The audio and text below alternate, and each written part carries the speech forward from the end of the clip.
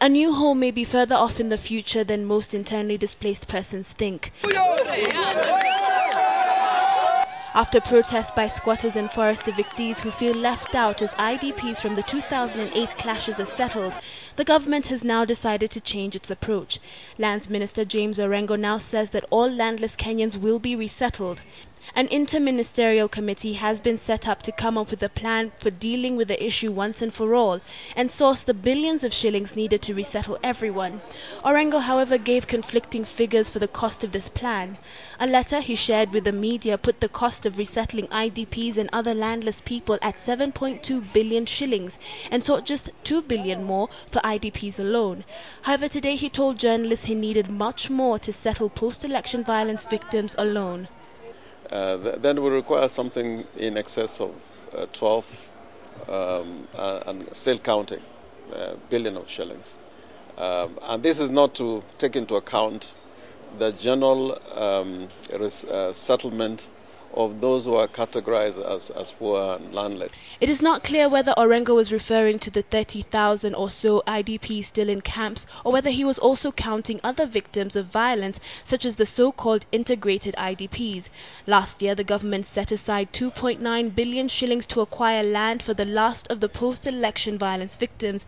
According to the minister, this money has already been depleted, resettling a section of the IDPs. We have actually expended nearly half the money that was set aside for acquisition for resettlement of IDPs. But the balance of that money is also committed for land which has already been identified.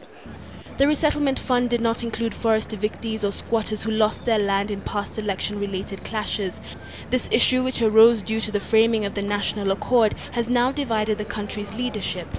Orengo hajapewa pesa. Wizara ya ardhi haiweki pesa. Pesa inakuwa kwa wizara ya fedha.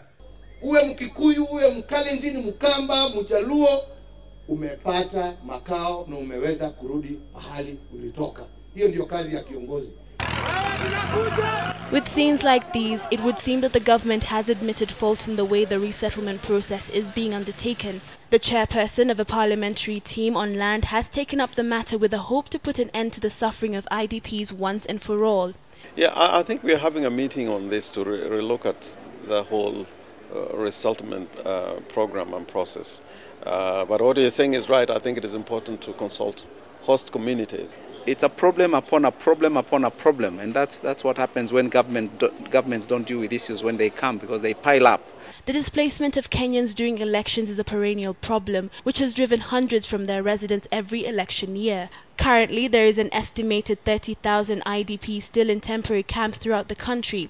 The numbers of squatters and forest evictees also rise into the tens of thousands, with 30,000 on the outskirts of Mau Forest alone. There are also thousands more displaced by events such as cattle rustling, drought, flooding, famine, and so on. And going by the delays in resolving the problem, it would seem that the government is chewing more than it can swallow. Kathryn, Omwandho, KTN Prime.